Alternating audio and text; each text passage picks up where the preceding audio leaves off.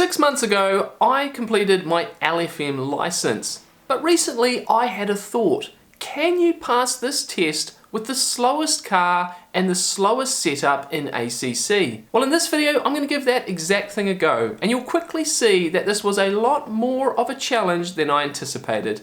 Let's dive in. If you're on LFM, then you are already familiar with this test. But to recap, after gaining 80 safety rating inside ACC, LFM require you to show that you are consistent on track. They normally pick one of the less used and trickier circuits in the game, and you need to set 7 consecutive valid laps at a time considered 107% or faster than the best players in the game. Now for season 15, when I set my license, it was at Hungaroring, and my average lap time was 104%. And for season 17, that circuit is Circuit Zolder, the less known of Belgium's 2 famous tracks, and characterized by tricky chicanes which really bite if you get them wrong. And what about the car? Well, it did not take a lot of Google research to find one car particular. The Writer Engineering REX GT3 car. Based on the then end-of-life Lamborghini Gallardo GT3,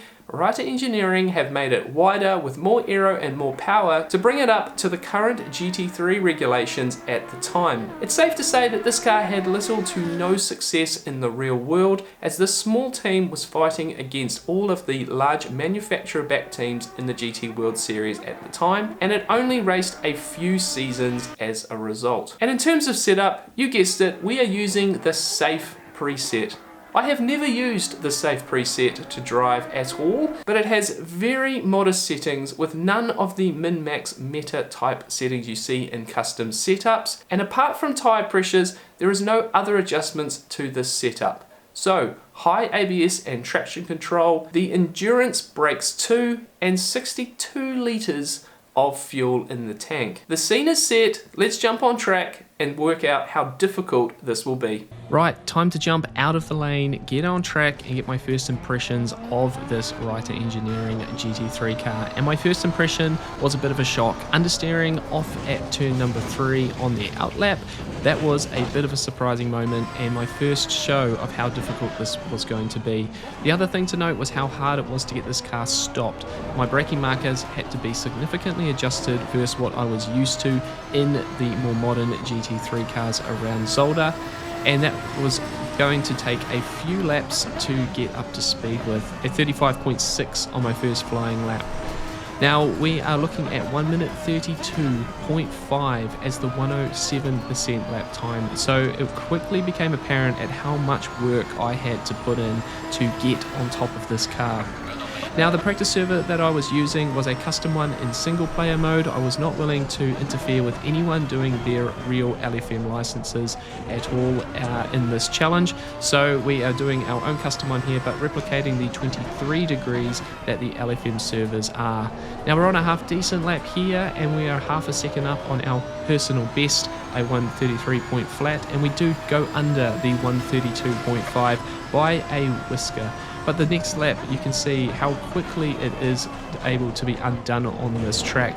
Getting it wrong through the chicane, trying to be too aggressive on brakes, getting the line wrong as well and losing half a second. So this was going to be a massive challenge. With the initial practice out of the way though, it was time to attempt the license run.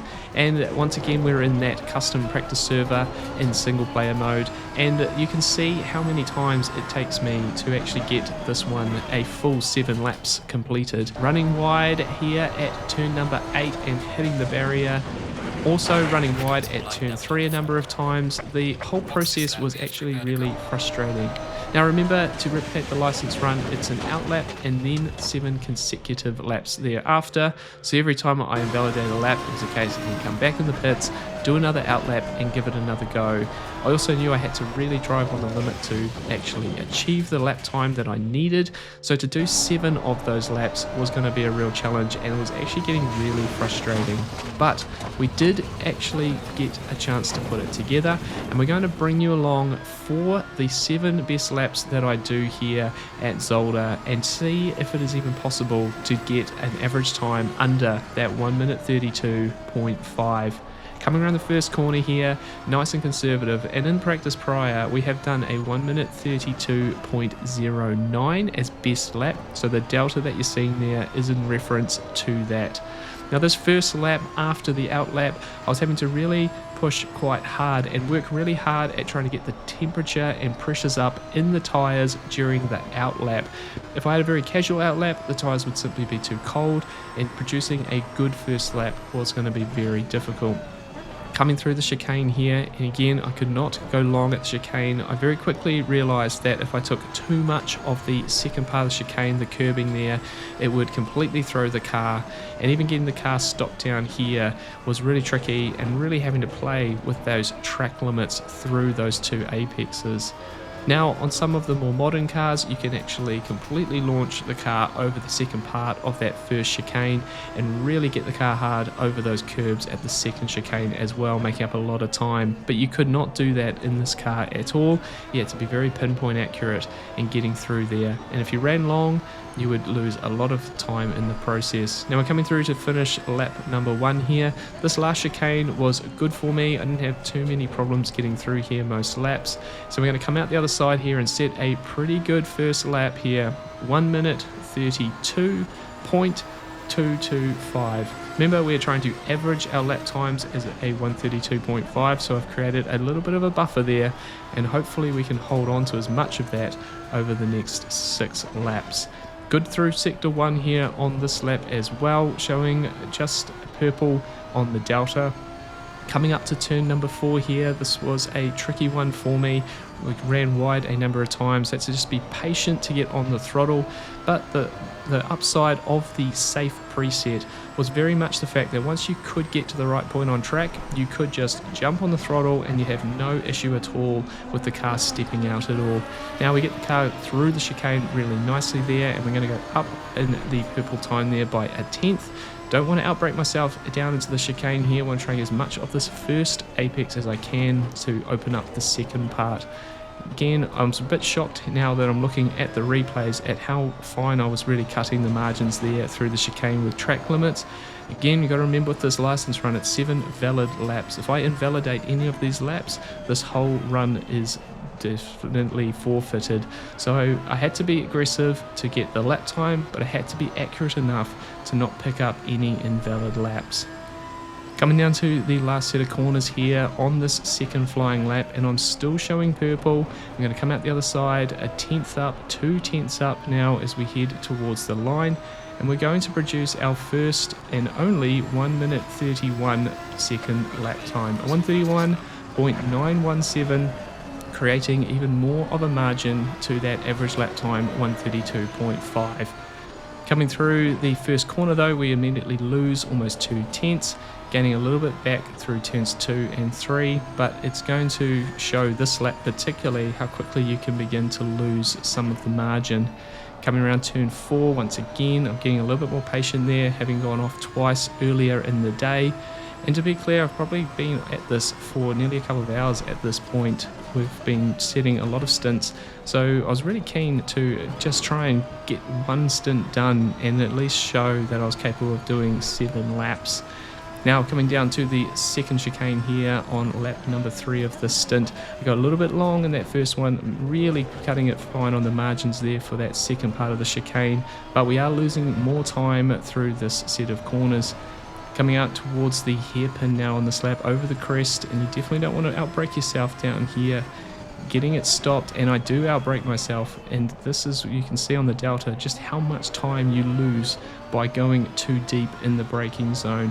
We're now 7 tenths down on our best lap time, and this is a lap that is going to struggle to get underneath that 132.5, and we're going to begin to eat into that margin, that buffer that I have to average out the 32.5. Across the line now, 1 minute 32.655, losing a tenth and a half on my buffer. Coming through turn number 1 now, we at least get it right this lap, losing 2 tenths the lap prior, so all of these corners are so critical to get them right. And interestingly, it was starting to show some very simple and basic theology in terms of creating lap time, and it was a good reminder to myself about what it takes to actually produce lap time in ACC. A lot of people, and myself included early on in my journey at ACC, really would push the braking zones when trying to find more pace. However, the more important phase of a corner is your apex and corner exit. And the delta can kind of trick you sometimes. When you brake later into a corner, it can very quickly show a bit of a yield. However, when you get to the end of the straight after that corner or to the next corner, that's when the delta really shows the true cost of outbraking yourself or trying to brake deeper into a corner. There's a lot of circuits that I've been to where you actually go faster by being slower into the corner and focusing on the exit. And in this sort of car with the understeer and its difficulty to get into an apex if you go too deep in the braking zone, it really showed that theory and really showed how you need to drive to get pace in ACC. So overall, it was actually a really good exercise for me to drive an understeery car and actually just work on the fundamental basics of creating lap time and then consistent lap time as well as is required for an LFM license. Now we are on lap number 5 now. That previous lap, a 1 minute 32.17, again nicely underneath that buffer, and we're actually starting to get a bit of a groove in this car around this track. Now I'm working the front tyres really hard. There's a lot of very aggressive steering inputs to get the car turned, and I know that that's going to play an effect on the tyres over the stint. And I'm starting to be a bit mindful of that now as we get into lap number 5.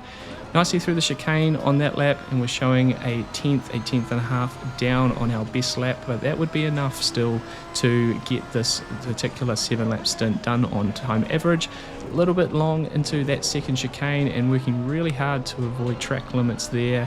Out the other side now, 2.5 tenths down as we come out of turn number 8 towards the turn number 9 hairpin. Once again, don't want to outbrake myself, hard on the brakes here, and we do go a bit long once again, and you can quickly see how the delta flips here. It was 2.5 tenths down, and we're going to be 4 tenths, approaching 4.5 tenths out the other side, and starting to play around with that 132.5 lap time, which it's not creating buffer, but I need a good final set of corners here to avoid losing any more of that buffer.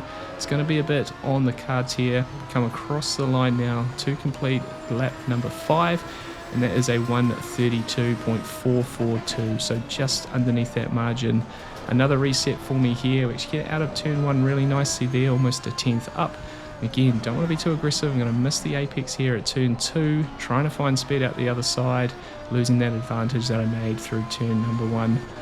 Up to turn number 4 once again. Like I said, I've only got a couple of laps left to go now, and we've got a little bit of margin to play with, so I just need to be steady. I don't need to be trying to set purple lap times at this point.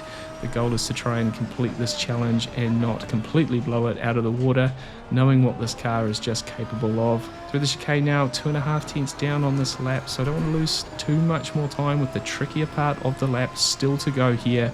Getting it stopped better over the first part of the second chicane. Now the other side okay here, but I can start to feel that the front tyres are starting to go away a bit on me. As much as the aggressiveness of the steering is trying to help the car turn, it's getting worse and worse every single corner. Coming down again, we missed the apex here at the hairpin. That's going to cost us out the other side there, almost half a second, over half a second now down on this particular lap. And once again, the pressure is on to get these final set of corners right and not lose too much of the advantage that I have. Trying to get it under that 32.5 here on lap number 6. Coming up to the line now, 6.5 tenths down, and we are going to lose a bit more margin, a 132.632, and it's all pressure on now as we come into the final lap. I've been doing some quick calculations in my head during the stint, and I know that there is a little bit of buffer time on cards here. I was really keen to have all these laps underneath the 132.5, but just the challenge of this, trying to get this done, meant that it was just not possible for me. Like I said, I've been at this for a little while at this point, so I definitely am knowing where my limits are here, and it's just a very challenging challenge, which is good. I definitely don't want to be breezing through stuff like that.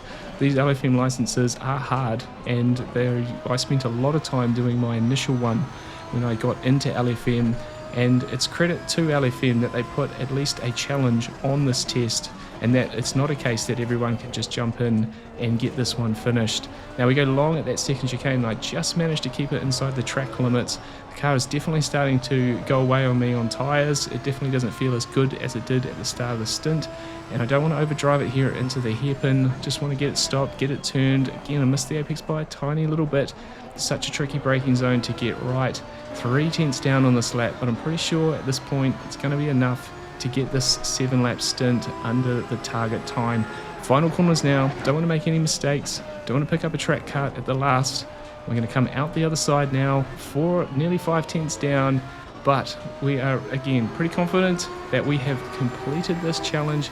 7 laps there, the last one being a 132.49, just under the 32.5. But let's have a look at the results and see what we have achieved here. So we finally managed to put 7 consecutive valid laps together at Zolder in this slow car. But was it fast enough to gain an LFM license? Well, the 7 laps on average came out at a 1 minute 32.363, 0.137 of a second faster than that 107% time, just gaining that license by truly the slimmest of margins. This was by no means an easy challenge. It took a lot more than I expected it to complete. Also, as a comparison, my best LFM qualifying time in a BMW M4 GT3 is a 1 minute 28.7 around Zolder. So this car is very slow, it's very hard to drive,